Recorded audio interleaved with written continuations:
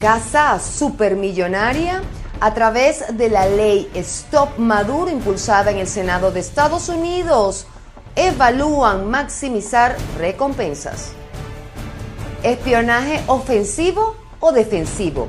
Jorge Rodríguez se zafa de Edmundo González con audios en mano, mientras María Corina Machado se refiere a pruebas de extorsión. El peor momento.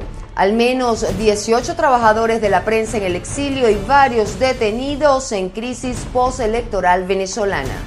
¿Qué tal, amigos? Ya estamos a viernes 20 de septiembre del año 2024. Les saluda Mildred Manrique. Es momento de revisar las informaciones destacadas, pero antes quiero invitarlos a suscribirse a nuestro canal de YouTube, activar las notificaciones, compartir y por supuesto comentar. Ahora sí, comenzamos. Los senadores estadounidenses Rick Scott y Marco Rubio han propuesto elevar la recompensa por la captura de Nicolás Maduro de 15 a 100 millones de dólares con la intención de intensificar la presión internacional contra el gobierno venezolano. La medida busca supuestamente motivar a la entrega de información clave que conduzca a su arresto y que estará financiada básicamente por los bienes incautados al propio Maduro y a su círculo cercano. Génesis Pérez nos amplía. En medio de la creciente crisis política en Venezuela, tras las controvertidas elecciones del 28 de julio, los senadores estadounidenses Rick Scott y Marco Rubio han presentado un proyecto de ley que busca aumentar significativamente la recompensa por la captura de Nicolás Maduro. Actualmente la recompensa es de 15 millones de dólares, pero la nueva legislación propone elevarla a 100 millones de dólares. El senador Rick Scott ha sido un crítico constante del gobierno de Maduro y del enfoque de la administración Biden-Harris hacia Venezuela. En un comunicado, Scott afirmó: "Ha llegado el momento de que Venezuela se libere del régimen ilegítimo del dictador Nicolás Maduro. Durante años he instado a la administración a tomar medidas más severas, pero han optado por una política de apaciguamiento que solo ha fortalecido a Maduro y sus aliados en Cuba, a expensas del pueblo venezolano". Con el tiempo hemos aprendido que el caso particular de Venezuela está más allá del tráfico de drogas, es decir, es un fenómeno que tiene una naturaleza absolutamente criminal, pero que está mezclada con actividades también terroristas, y eso lo hace muy peligroso, muy difícil de tumbar. Por eso todas las estrategias que se han llevado a cabo hasta ahora han fallado.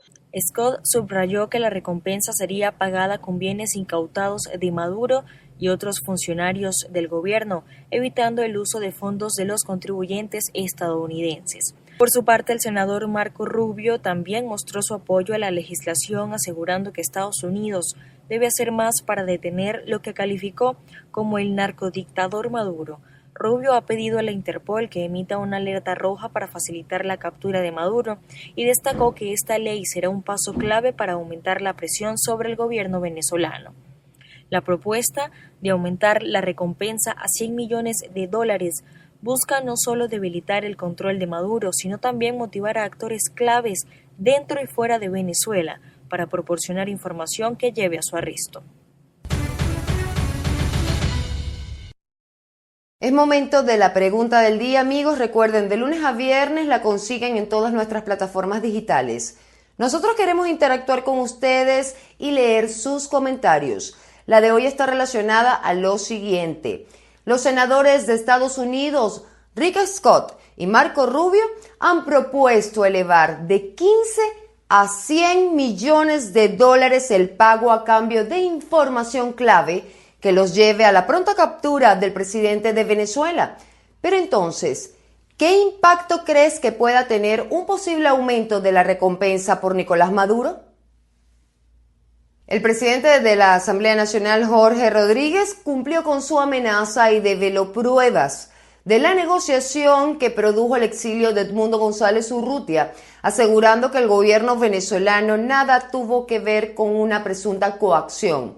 Algo que el líder opositor sostiene que no fue participación del gobierno español y que María Corina Machado se refiere como pruebas de extorsión. Joan Álvarez nos cuenta más. Jorge Rodríguez, presidente de la Asamblea Nacional, reiteró que no hubo coacción alguna en la salida del país de Edmundo González Urrutia y, por el contrario, afirmó que los recibió cordialmente en la Embajada de España, en donde estaba presuntamente bajo los efectos del alcohol durante la conversación que fue grabada por los representantes de Nicolás Maduro. Pruebas que fueron mostradas este jueves y que sugieren, según el delegado negociador del gobierno, que el excandidato capituló en su intención de reclamar la victoria del pasado 28 de julio. Esta es una capitulación que hace el señor González Urrutia de una determinada posición y de una determinada aspiración que fue derrotada por el pueblo de Venezuela el 28 de julio. Esto es una capitulación. En uno de los fragmentos develados se plantea que no se tiene previsto juramentación alguna de González Urrutia como presidente de la República en el exilio o una figura parecida a la del denominado interinato de Juan Guaidó, a lo que presuntamente el excandidato dice estar de acuerdo. Que conviene al país y creo que el mundo igual. Ahí, temas centrales. Mi invento de exilio, presidente de plástico, de papel, de papelito, eso está claro y está clarísimo, él y todo su tropa. La cantidad de pana que manda que no puedo por una por ver. Luego, el tema de respetar los poderes públicos, no se discute. Hay formas de decirlo, hay formas de expresarlo, porque a lo mejor podemos intentar algo. Por su parte, la líder opositora en la clandestinidad, María Corina Machado, afirma que González Urrutia fue chantajeado y extorsionado para que saliera del país en una negociación en la Embajada de España, en la que supuestamente se le obligó a elegir entre el exilio o su libertad. El mundo, como él mismo dijo, fue objeto de una extorsión y un chantaje, donde se le dijo que su vida corría peligro. Algo así como o el exilio o el helicoide. Todos sabemos que el helicoide es una cárcel de torturas, el centro de torturas más grande de América Latina. Sí. Y esa frase él me la dijo a mí. Lo que me están diciendo es o el exilio o el helicoide. Y al final dijimos, bueno, y él tomó una decisión porque él debía estar a salvo para poder seguir dando esta lucha. Ante esta diatriba en donde el gobierno español también se ha visto salpicado, Edmundo González Urrutia emitió un comunicado aclarando que ni el embajador ni su gobierno formaron parte de la coacción a la que presuntamente fue sometido y que produjo su salida del país a poco más de un mes de los cuestionados comicios presidenciales.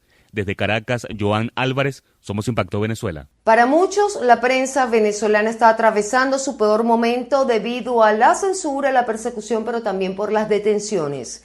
Desde el pasado 28 de julio, día en que se llevó a cabo la elección presidencial, al menos 18 trabajadores de medios de comunicación se han visto obligados a buscar el exilio para resguardar su integridad. Algo que lamentablemente no ocurrió con otros colegas que se encuentran tras las rejas. Marine Glot con los detalles. Según proyecciones de la organización no gubernamental Transparencia Venezuela, de 180 naciones, el país se ubica en el puesto 159 con las peores condiciones para ejercer el mejor oficio del mundo.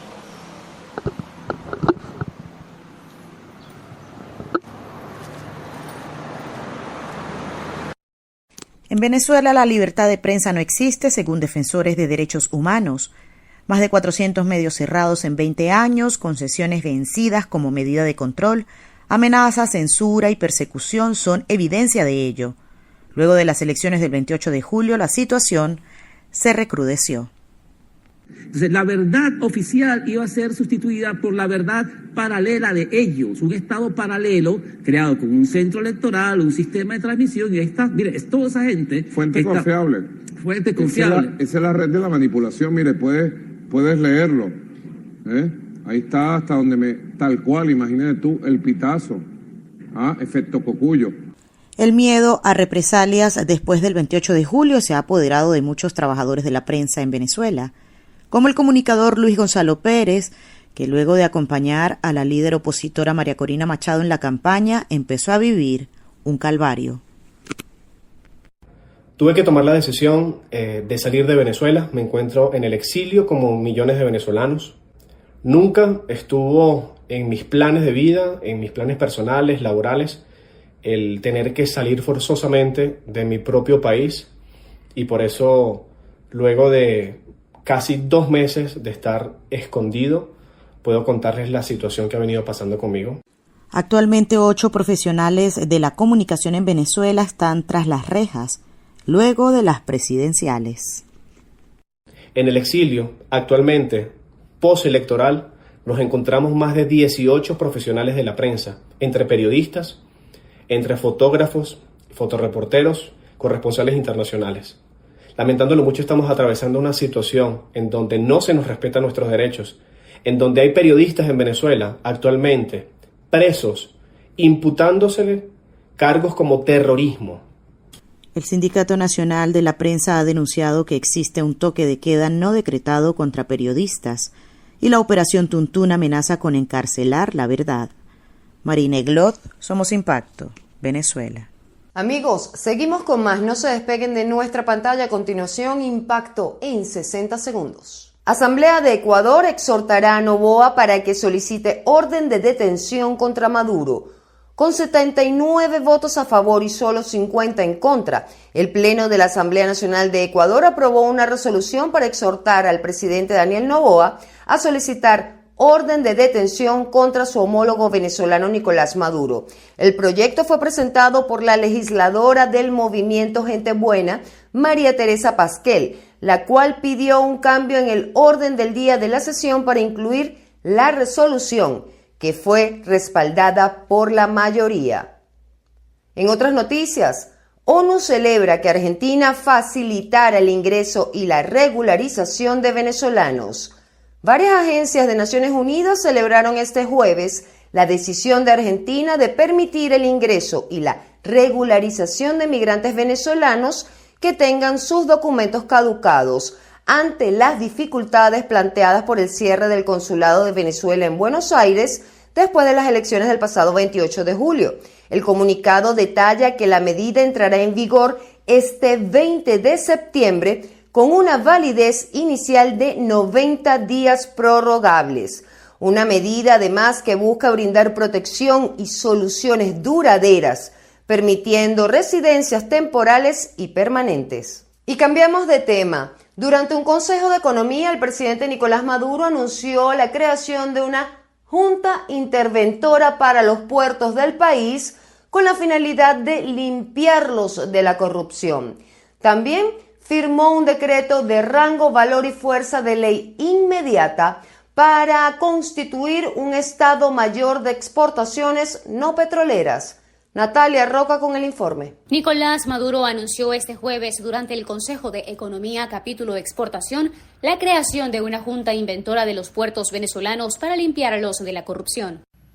Tenemos ya 13 trimestres consecutivos de crecimiento autosostenido, sostenible, de la economía real.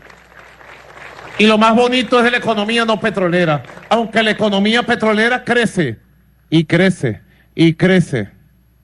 Maduro firmó un decreto de ley para construir el Estado Mayor de las Exportaciones no petroleras, el cual será coordinado por la vicepresidenta ejecutiva Delcy Rodríguez. Además, la ejecutiva anunció que Venezuela ha registrado un incremento en la exportación de 248% en relación a la Cuarta República. Esta actividad, presidente, es fundamental para vencer el bloqueo criminal contra Venezuela.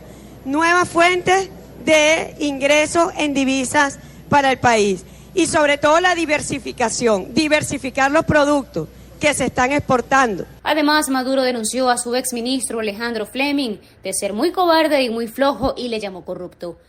Dijo también que se arrepiente de haberlo nombrado a la cabeza del Ministerio de Comercio en su momento. Hay que cuidar a Venezuela en los puertos. Cuidar los puertos y cuidar a Venezuela.